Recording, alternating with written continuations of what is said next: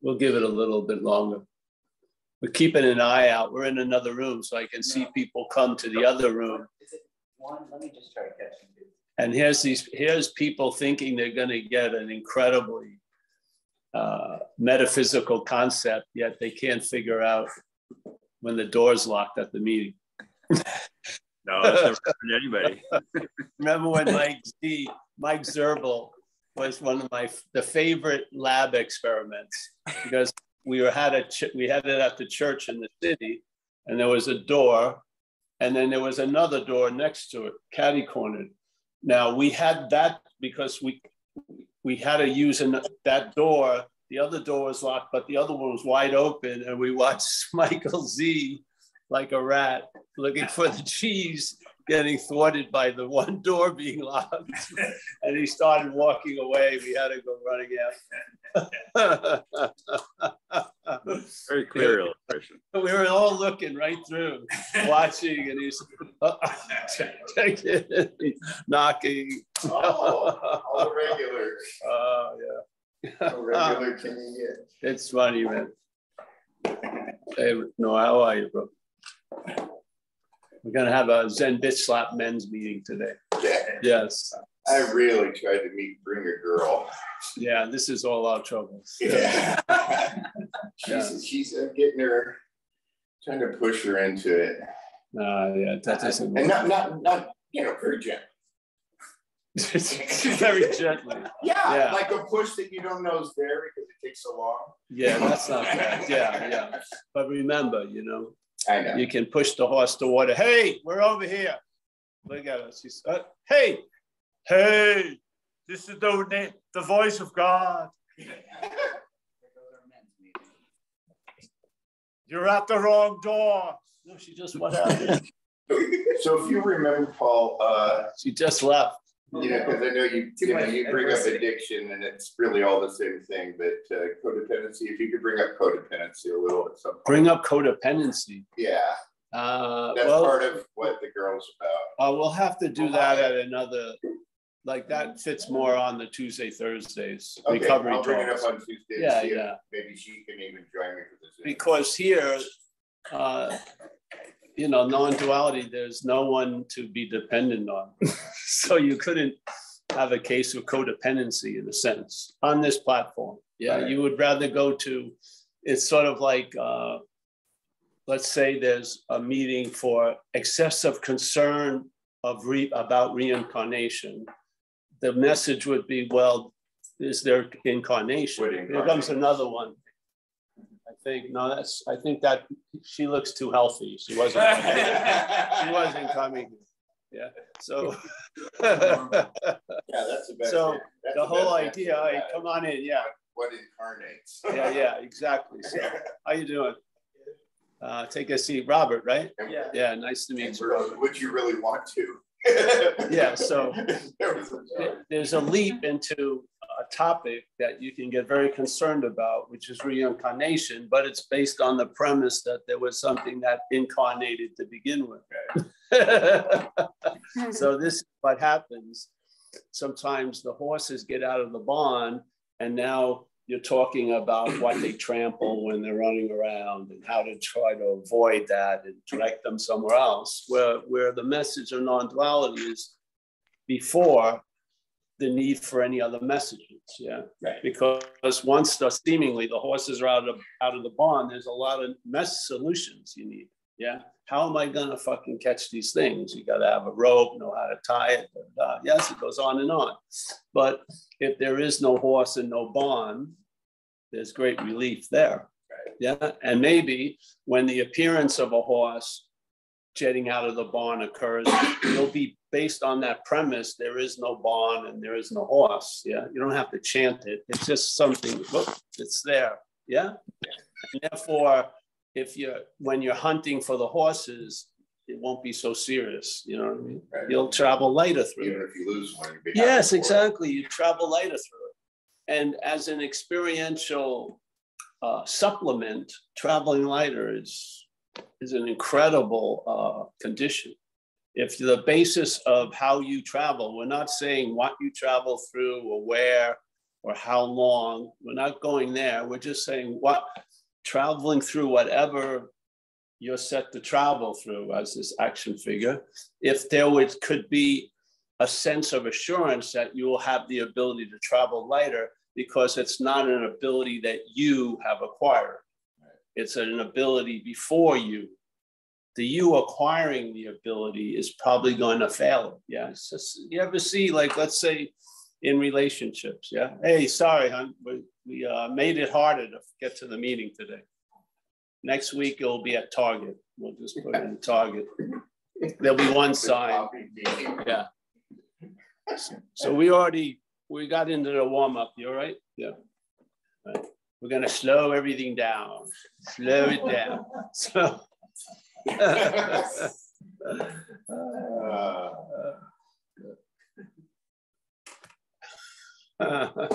So yeah, so let's say in relationship, yeah, you really want to have a relationship. You want to be be able to be capable of sharing love with another person. Yes, and so then you study some books and shit like that, and just at the moment when you most need the understanding, it escapes you, doesn't it?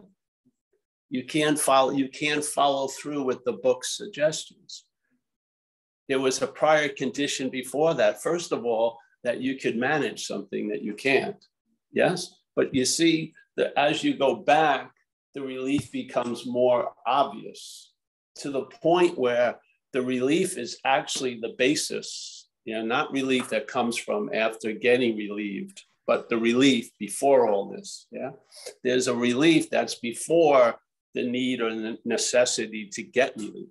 There's a relief there. Yeah, and it has to do right where the premise or the conception of you starts. Yeah, because when it's you that needs relief, there's going to be a lot of anxiety around that topic. Yes, it's like you hear the party's great, but when you get there, it sucks. It's difficult. You can't pull it off. So people read books and they think they've gotten the 15 things not to say when you get heated in your relationship.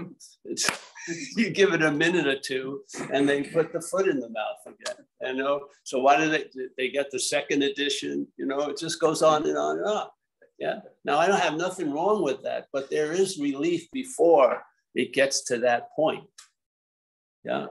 There is relief, just like the idea of this incredible concern about what I'm going to reincarnate as is based on a premise that you're incarnate now, that you actually are here, and now you're going to turn into a different thing that's here later. And the thing that seems to be here now is worried about what kind of thing I'm going to appear in later. Don't you see that as completely insane?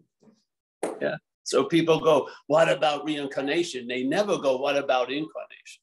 Where really that's where the message is beautiful, right? Because when the head gets into the entertainment of entertaining reincarnation, it's based on the premise it's incarnate.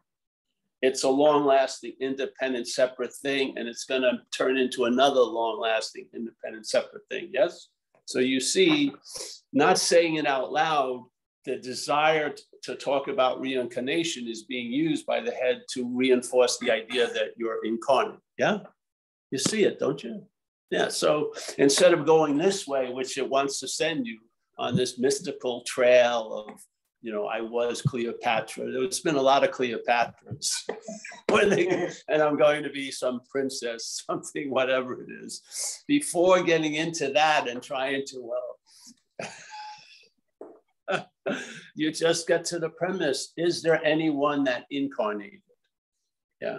Is there an appearance of incarnation? Yes. And you can know that it's an appearance because it disappears. There's death. So you would say birth would be the appearance of something. And it's always inexorably followed with death, which is the disappearance. Now, that which appears and disappears isn't real, obviously. It's in the realm of appearance. So something appears to be true, and it always gets the final disclaimer, which is it dies. Yeah. So it was true, maybe for those 80 hours in the head, but in the long run, it wasn't. Yeah. Yeah. Yeah, so it's beautiful in a way. So okay, so what happens if you pull out the rug from incarnate? You're probably not going to spend a lot of money to go into reincarnation seminars. All right, I'm going to control my next reincarnation. I remember I had a girlfriend. She was really into this idea. And she was worried. She wanted to know what she was and what she was going to be. So she heard in the grapevine that there was this guy in Brooklyn. We live in Long Island, in Brooklyn, and we went there, and she was super excited, you know, and he was going to read her and read me and tell us what was going on. So she wanted to really enjoy it like a dessert. So I went first. So the guy looks at me and says, "You've been a Spanish woman for the last 5 reincarnations, 3 in South America, 2 in Spain."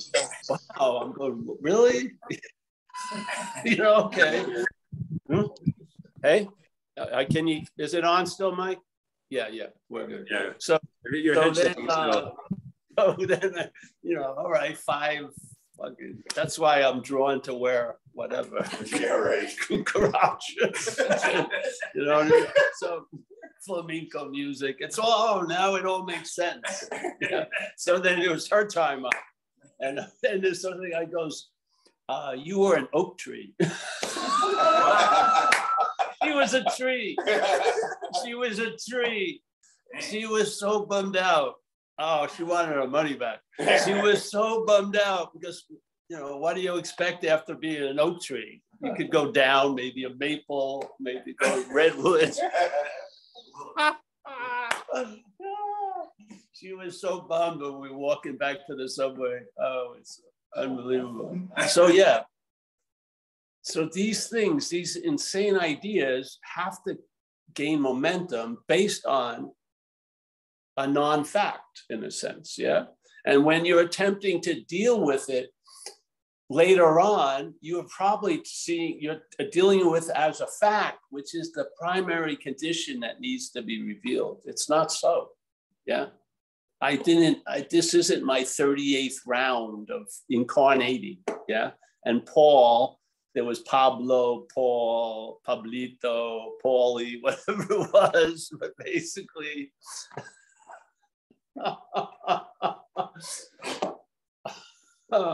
it just blows my mind, really.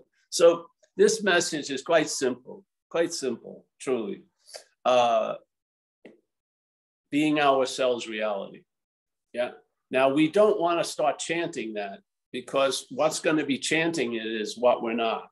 Yeah, because unbeknownst to us, what that premise is offered, being ourselves reality, it needs to be brought with a warning, which is there's an act of being identified as a long-lasting, independent, separate thing. Yeah, the mental state that seems to be the helmet we're wearing in this little space suit adventure of experiences, yeah, is programmed that we're a long-lasting, independent, separate thing, that when doing occurs, forget the doing, it's the doer, yeah?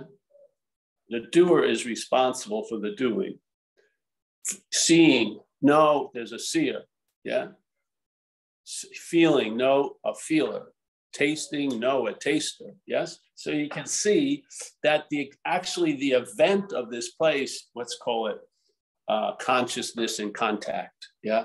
So consciousness seems to be coming through this little camera, let's say, that has 5 different senses. So it's sort of, remember when they used to have the movies where they'd move the chair and smells, they'd let smells out. So you would have like a full sense experience. So you'd hear the, you know, like the sirens from the back and your thing when smoke would show up. They were trying to really give you an experience, yeah, because this is this realm in a sense. It's an experiential realm, yeah.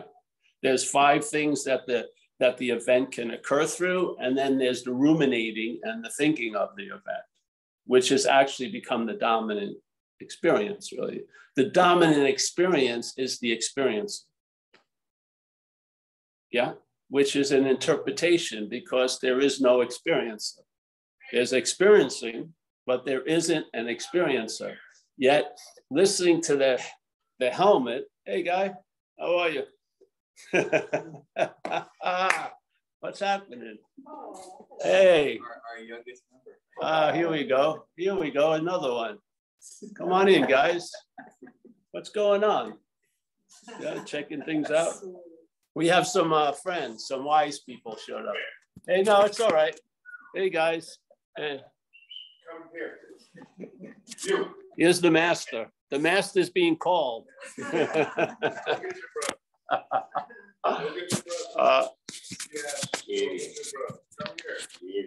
There he goes. His listeners, bro. Yes. Yeah. All right. It's nice to have. Thank you. You're welcome. Have fun. Yes. Oh, hey, how are you? Good, good. That was very great. There you go. So life interpreted, interrupted life. Pretty nice, eh? Yeah. I didn't expect us to have like under 2 foot people visiting. Yeah, 2 feet. It's pretty good. Yeah. So this is sort of what happens if you're not seemingly addicted to the yeah, the experiencer, that you'll be open to experiences. Yes.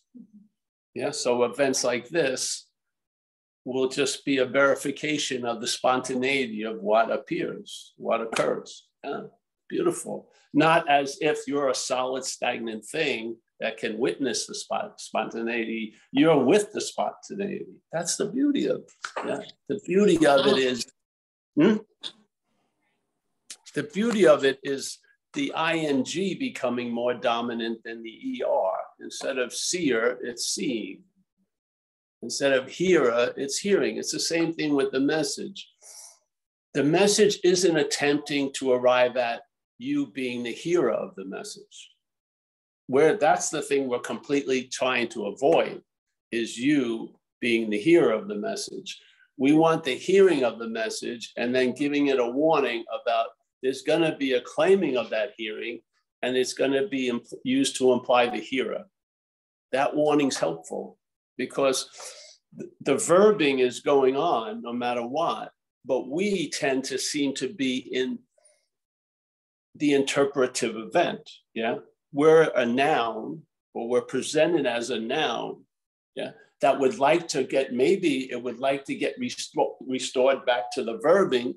The great news is you've never not been the verbing. See, when you see the problem from the solution, there is no problem. When you see the problem from the problem, you need a solution for sure.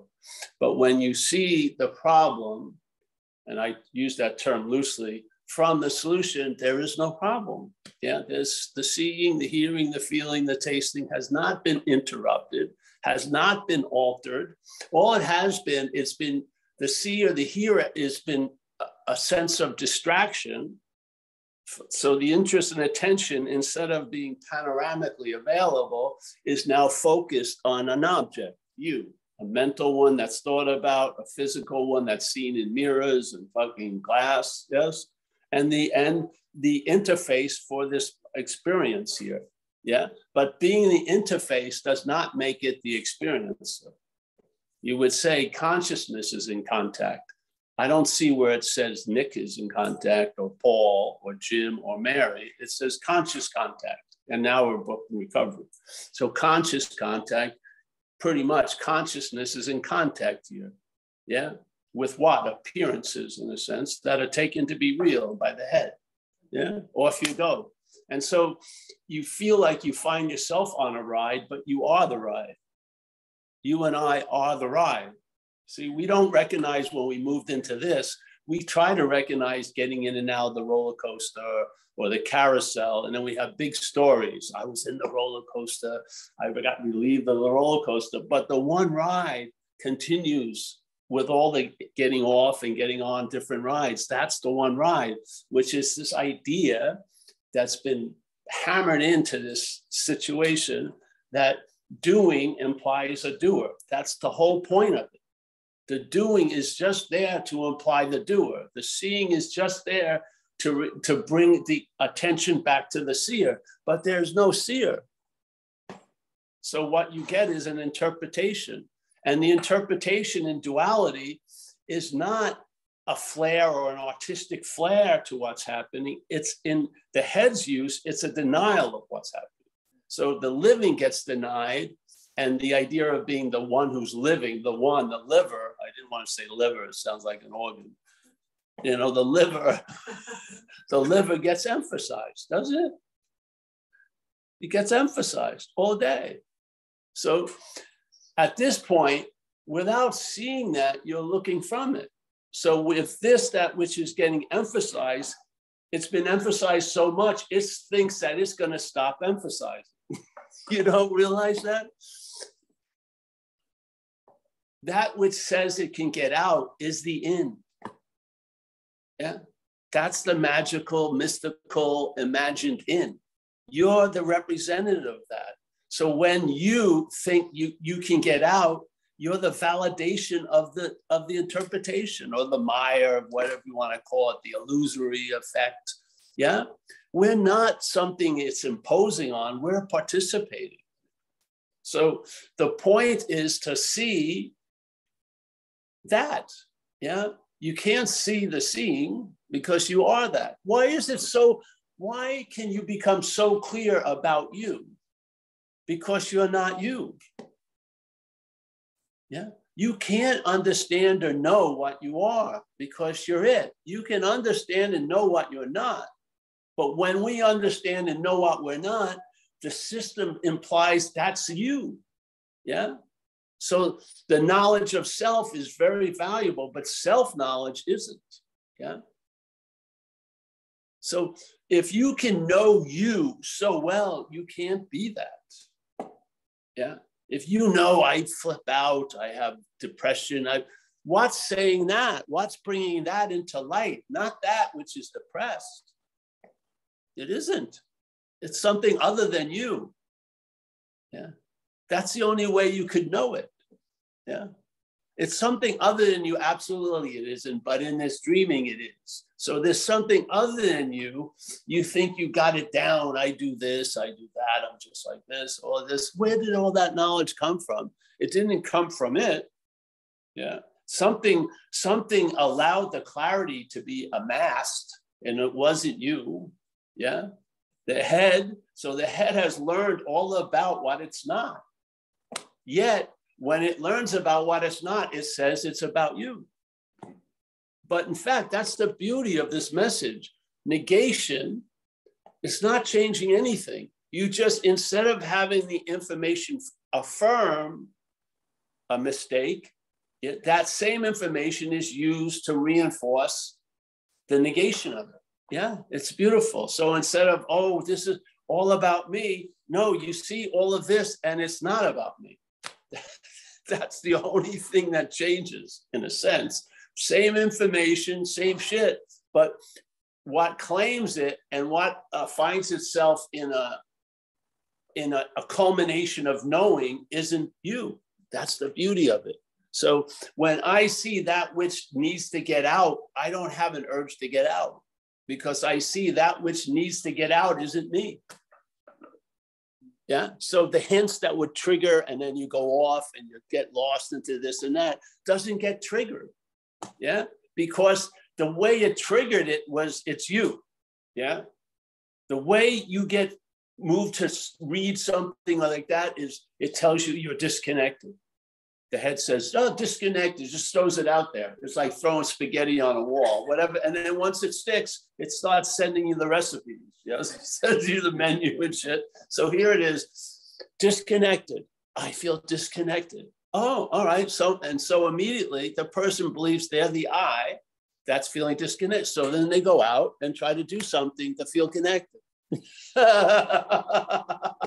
This point, when that mental meal is being served, you negate it. You're like, oh yeah, okay. Disconnected, connected. You're getting close, don't give up. You're far, you did give up. All this stuff is still being presented, but it's not bringing about that sense of being the long-lasting, independent, separate thing that's disconnected. There's just enough, it just threw something in the air, disconnected. And then if it doesn't buy, it says, you better be afraid of losing connection. It just plays the same shit. Yeah. So as that, you're not going to get out of it. Yeah. As that, you may be driven, like this figure was, to get relief to the point where it would pay any consequence tomorrow not to feel uncomfortable now. Yeah. And because I seem to constantly feel uncomfortable because I wasn't in now, I was in a mental now. Yeah. I would do anything, and I would shoot coke to get that rush, because that rush would try to even convince the body, you know, because the heart would be pounding and feel like I'm going to die, which was actually cool in a lot of ways and stuff like that. And it was seemingly worth it. Yet every time I came back, really, I had never left. I thought I left for those 5 minutes, but then the police hadn't left when I got back, and a lot of other shit hadn't left. So, but I gave it 100%. I cannot say I was a great devotee.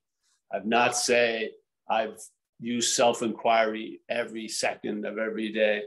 I've never done anything close to perfection but drug addiction. Drug addiction, completely gave up everything, did anything for it, fuck anyone over for it, whatever. Yeah. And you cannot, this was well earned.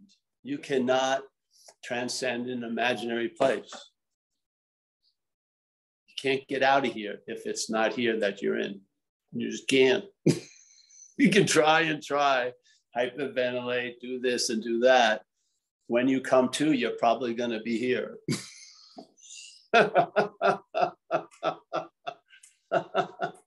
So suddenly my head, the mental logic that was constantly just duplicating its mistake over and over and over and over again, somehow got corrected, which is I stopped looking for escapes. I started questioning, am I in something? Before I rushed to the desire to get out, am I in? Or am I that which says it's in? And I found I'm not, yes? And so this fucking trance started getting broken, yeah, because it needs you to be pivoting, you. The story doesn't matter, it's the you of it that matters, yeah? That's the hook. So when I saw the mental logic, hey, you know, I first saw it clearly with getting into the moment, you know, because a lot of businesses built up with the idea that they're going to show you a way for you to get into the moment, which has to be predicated on a belief that you could be out of a moment. I do not believe that. Yeah. The head believed it, but I didn't. But at that point, I thought I was the head, so I believed it. So, all right, basically, I got to read a book about how to get into the moment, but while I'm reading it, I'm way out of the moment. You don't see it? You don't see it there? You don't see that what you're doing to get out is reinforcing the idea that you're in? And it just duplicates over and over and over again. It's like a bizarro world from DC Comics. Yeah. And this bizarro is we're constantly trying to get out of something we're not in and trying to get into something we're not out of. Yeah. Now that is pretty an extreme contrast. It may get subtle as in the way it manifests this dualistic thing, but at the base, it's really black or white. You believe you're in something that you're not, and therefore you live to get out of it, which yes, and or you believe you're out of something which you can't, you know, be whatever. It goes like this. So this duality just blossoms, really puts out a lot of fruit, yeah. But really, it's sort of like Starbucks coffee. You have 50 drinks, but it's coffee nonetheless, yeah. So this thing, hey, I lost interest in getting out of what I'm not in completely. Simple, eh? Really. And I lost interest in getting into what I'm not out of. Yeah. So I don't spend a second looking for what I am. I don't. I spend time looking for lattes or whatever, with my keys or my wallet, but I'm not spending a second looking for what I am, because I am that which is looking. Yeah, it's just, you can't get there. It's like that thing with the party. It's great until you get there, then it sucks. You can't get there. If the premise of non-duality, which I believe is one of the main ones, which is being ourselves reality, is true. If that's true, then your attempt, like Ramana couched it as the greatest mystery, which is being ourselves reality, reality wanting to attain reality. That's the fundamental pretzel of non-duality, I feel. Yeah.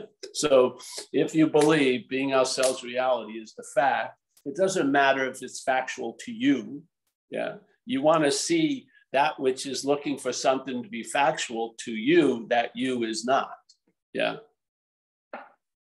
And what happens? Find out. All your cards will be rearranged, because they're not your cards, first of all. And how you stack the deck is going to be reviewed, and things are going to change. Yeah. And you're going to, that same faith that was driving you for that future goal of relief while it was producing anxiety now, yeah, will be enriching your day, because you're here. Yeah. You never get chipped. Yeah. This is here. If I'm sitting there, it's still the same here. We're in that room. We come here outside. Well, it's here. There's no escaping of that. Yeah. So where's the great relief of no escape? That's the relief.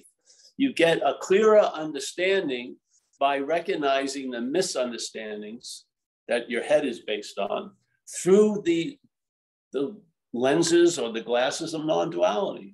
That's what non-duality provides us, an understanding that will negate the misunderstandings, or at least show them as the emperor with no clothes. And no matter how large its wardrobe is, you still see it as with no clothes, no matter what gear it's wearing. Ultimately, you have a realization it's no clothes. Yeah. So, yeah. Then as Zen says, blue will be blue and red is red. Things become clear, not that because they weren't, just because they've always been. But now you're more aligned with how things go instead of how things don't go. Yeah. And then you can't see the insanity of the mental logic through the mental logic. But if you see it from outside the mental logic, it's totally insane. It's totally insane. Hawaiian Po says it beautifully. He says, we always use this because why wouldn't you?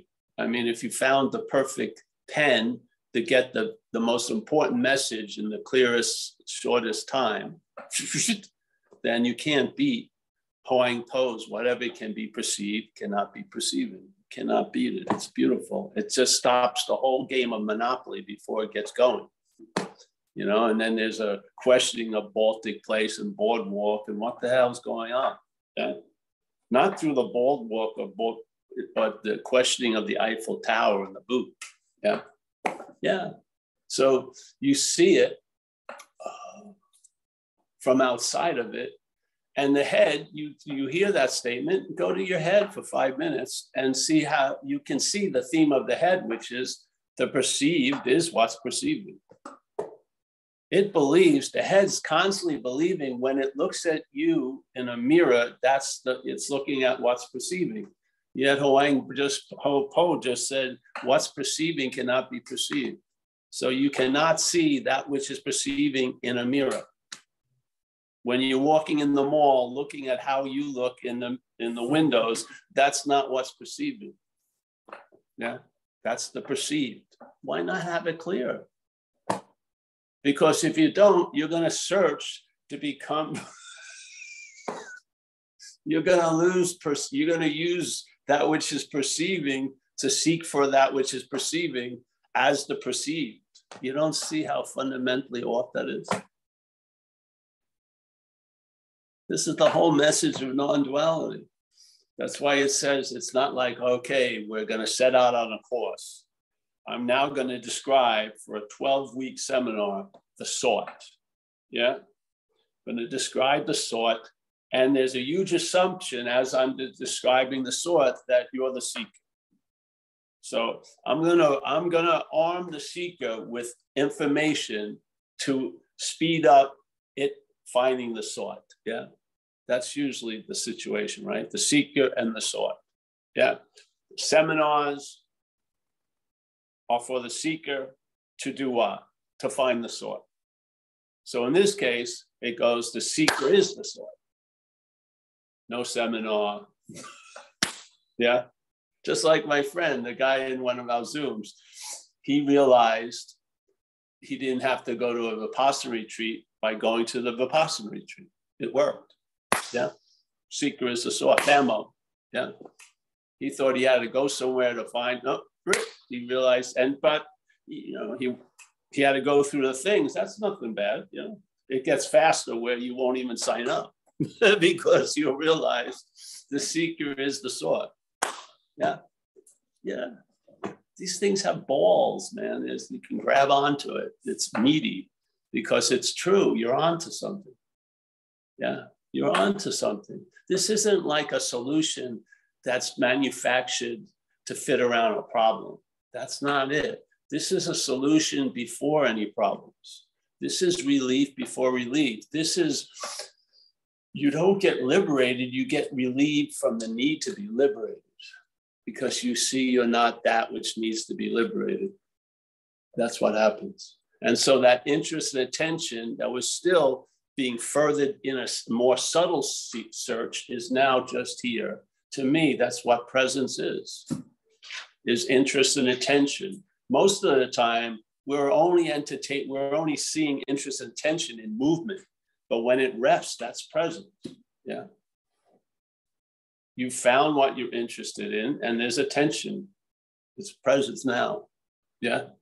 All your little shenanigans those tributaries have dried up, and now you're interested in what's interesting here and now. Yeah. Yeah. There's no away games. You're always in the home studio, the home field. Yeah. You always bat first and last. Yeah. So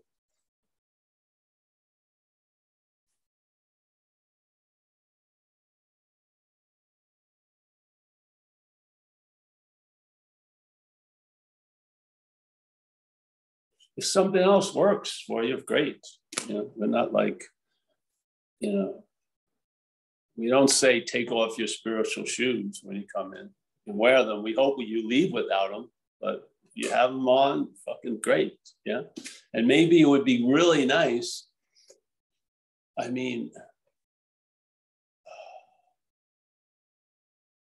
I have chimes in the house, so you forego the temple. You can hear beautiful chimes right in my backyard because I'm present. Why? Because that's the only possibility there is. It's not like I did anything. It's just obvious. Yeah. We're not a real condition of being unawake that needs to awaken. There's just awakeness. Yeah. We can seem, it can appear to us right now that we're not awake, and it can appear to us that we're awake. Yeah. But the fact is, there's awakeness. There's not millions of people running around in unawakeness and then a few in awakeness. It's a whole field of awakeness. Yeah. No person has it. They're maybe accessing it or being used to express it, but there's not, that's Paul's awakeness, I can tell. There's no Paul's awakeness. Yeah. It's just awakeness. To Paul, really. You wake up to Paul with the disclaimer, I'm not that. Really. Instead of, the mental arms embracing all these fucking ideas about you, that you greet it in a different way. And the greeting is, I'm not that. Instead of, oh yeah, I'm disconnected, agreement with every incredibly insane thing the head presents. You know what I mean? You're never going to be loved. Oh, tons of shit, just like that. You now see it. You see the presentation, but you're established in the audience. Yeah, you're just the silent audience seeing it. There's no you in it. Yeah, and there's You can travel lighter as Paul when you're not Paul. Yeah. And the beautiful thing about Paul, he may be 2 levels below a coconut, but it does realize certain things. And one of them is something's doing through me what I could never do through myself. Wow, that's pretty good. Yeah. And then to realize that it brings about a humility that's very, adds like mileage to the treads, you know, as you're traveling lighter. Humility travels well over a lot of terrains. Yeah. And so, and then there's an appreciation and a gratitude. Just comes. Yeah. I'm sitting here. I just noticed that I haven't sensed a hip that's been hurting for a while. We've just had a joy of absence for the last 45 minutes. Pretty cool. Yeah. Yeah. These are sort of, this is what happens. And why would that pain, even though it's still there, not be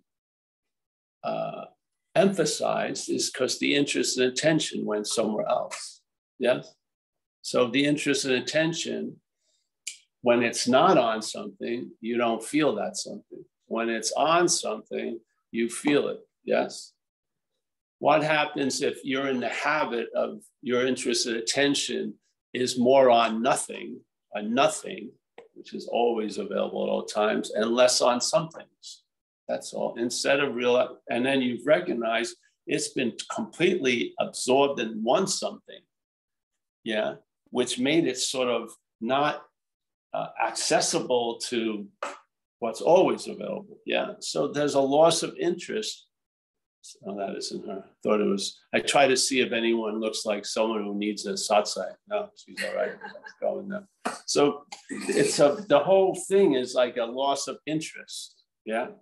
You don't lose interest. There's a loss of interest in you. It's very simple. You don't lose interest. There's a loss of interest in you. There's no one that's losing interest in you. There's a loss of interest. Like almost like a migratory bird just left. Yeah, just moving like that. Yeah, yeah. So I think that's good enough today. I try to slow it down. We don't slow up the videos. It was all your head. It's great. I loved it. You were sending me the text. Do you slow up the video? You know, the recordings? No, that was your head. It was perfect. Perfect.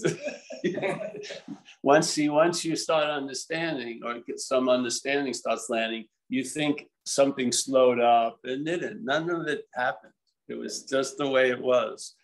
You're different. Yeah. Yeah. That's the beauty of it. The message really hasn't changed much. And I don't feel much, the delivery hasn't changed much in years. But the people hearing it change. Yes. And so, yeah, I'm not like just a fair weather mailman. I'm delivering the news.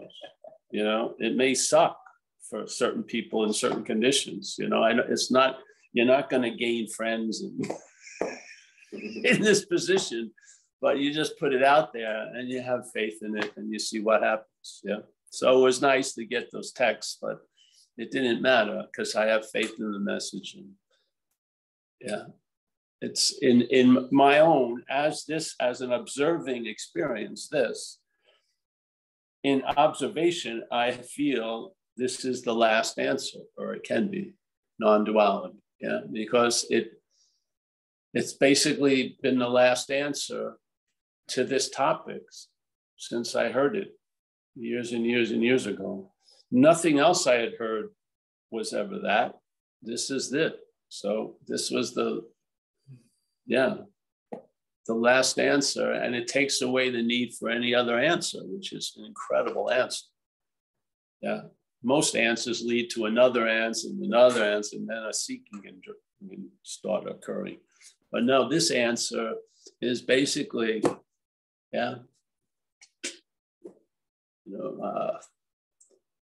shut down the inquiring mind. a lot of shit's beyond your pay scale, really. You've hit where you hit as far as you can go. And then as Ramana, I think he implies this a lot, then grace takes the rest of the trip. Yes. The self-inquiry doesn't do anything. It just leaves you right where you are. And then nothing picks you up. Yeah. Yeah. You don't carry the ball over the finish line. You get to the 1 yard line. That's the end of the show for you. No, the cheers aren't for you. No, you don't. You just put it down and you've come to believe, or like we say in recovery, you've been convinced of certain things. And I believe, other than getting struck sober, the most convincing I've ever gone through is through non-duality. It convinced me that the secret is the sword. Convinced me thoroughly. Yeah, just dyed me completely. Where those little arcane side rooms in the head, the door's just been shut. No one goes in there. What if? It's just some beautiful pictures are in there probably. Yeah, empty. Very nice. Empty. So yeah, I have faith in it. I have faith in satsang. I really do, a lot. I feel most of us have done the heavy lifting already. I do. I mean, I think a lot of people have tried enough stuff to realize it's not working, which is its value, really. Because if you are what you're looking for, everything else that you put in front of that can only succeed by failing, really. Yeah. They only can succeed by failing. So when you stop putting this on someone else or something else or sometime else or whatever, when they all fail, that's their success, because you realize what's looking is what you're looking for. What's looking now is what we're looking for. You realize it. You come to that point, and now maybe it's a new point. It's over. Yeah, just chilled out. Yeah. I don't feel that's unusual. I feel everyone has the ability to be convinced, because there's no one. Yeah, it's just mind. And so mind can be convinced before, usually. Yeah, this convincing may happen here, but the convincing is before here. That's the beauty of it. Yeah. It's like, I heard it once, one of the first satsangs I went to, I felt like what they were speaking from was a knowledge before knowledge. Yeah. Just felt, I felt the before, the relief before any bondage. Yeah. Before the solution that doesn't have a problem. We felt it, just felt it. It was like bing, and it rang like the little bell that got rung by a lot of things. But man, you can tell by the sound of it, you know, it puts you in a sense of humility and awe. Just bing. Yeah. And then, you know, you're in the roulette world, and I just kept putting everything on black 39. No matter what the conditions, who was around the table, just make the same bet. Black 39, two. Yeah. And, you know, when it didn't seem to succeed, it succeeded. Yeah. Yeah. Yeah. So, and Chris and John, we've all been coming here. Nick, hopefully you're not coming here to see me that much. You know, you're traveling lighter. So I would hope. Yeah. So, yeah. Why would anyone come to see you? Exactly. Exactly. You didn't have to say it so emphatically. So I'll let it go. Yeah. So, yeah. Yeah. So anyone here, we have a Zoom going on. So anybody have a question there?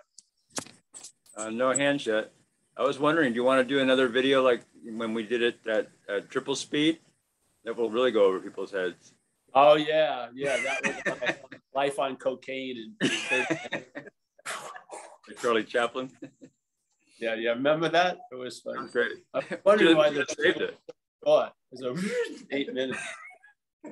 Then you turn it really slow. It was like Jimi Hendrix talking like he was an alien. Wow. Yes, listen to the satsangs backwards. They make much sense if you listen to them frontly. All right. Well, anyone there, Mike? No hands. No hands. Oh, wonderful. Well, we'll give it a minute or two for something to cough up. All right. Let me start saying goodbye then. What? Yeah, and start with Nico, because you might want to bring up a question about the trip. Oh, Nico, how are you? Hey, Paul. Hi. Hey. I'm okay. I'm okay. I had my mother died, so I was with her. I had the real-time experience with the passing, so it was quite interesting. I mean, it was nothing to say really. Like it was very peaceful. I mean, it was some incredible peace there. And it's so strange, you know, this thing. It's just there is so much and there is nothing about this, you know what I mean? It's just, I mean, you can't comprehend it. However you put it in your mind together, it doesn't click. It's just it's just no words. So I was kind of, I wanted to ask you about the combination, but maybe it's not really the time, about your trip to Italy. And then if there is any combination that we can combine to that you come to Croatia, because it's the neighboring country. I don't know if you already have the planes for the. Hey, Nico, know what would be good? Nico, can you send me your information to Zen Bitch Slap? And I'll get in touch with you. I have WhatsApp and we'll talk to each other. Okay. Okay. Yeah. I don't have nothing really in hands, but we can work something out. Okay. Yeah. Well, at least we can talk. So just send me your information and I'll call you. Okay. Okay. Yeah. On the via WhatsApp page. WhatsApp. Zen Bitch Slap. Yeah. No, Zen Okay. Bitch Slap. Okay. Email me. That you can do that through the website. I think you can email Zen Bitch Slap. I'll get it and then I'll send you my WhatsApp and shit. Okay. Cool. You must be 9 hours or 10 hours difference. Yeah, but it doesn't matter. We'll figure it out. All right. Yeah, that's great. Bye. All right, that's good. All right, Stuart. Nice to see you. Hey, Paul. Hey, nice to see you, bro. Yeah. Hey, I feel like I have to make a claim about reincarnation, but I'll preface that because it's like that's where the problem lies. Is because I feel like I've had reincarnation experiences, but then yeah, because like I feel like time is happening all the time, you know. So in the dreaming, time is happening all the time. So it could be a reincarnating experience or not. But for sure. But dreaming reincarnation isn't reincarnation. It's not reincarnation. It's just of incarnation. Yeah, but the problem with it is people will claim that I've had that reincarnation. Yeah. But it's not the case. No, of course not. Yeah. So yeah. How could they be the reincarnation and having it the reincarnation? Yeah. So obviously they're being something else, and then they're having the idea of reincarnation, but they're not. Yeah, that which incarnated. Yeah. I think just time is happening all the time. You know, you can come up with anything in the head. Jesus Christ. I mean, when I got run over by a car, I went into fucking shit that seemed realer than anything else I've ever experienced. Yeah. And I didn't move an inch in the bed. Yeah, exactly. Yeah. So yeah, well, it doesn't. I had an experience. Yeah, go on. The Sorry. reality is given to the dreaming. It's not in the dreaming given to us. We are reality giving reality to the dreaming. So sometimes when a lot of the shit is stripped, some dreaming that can occur seems to be super HD. Yes.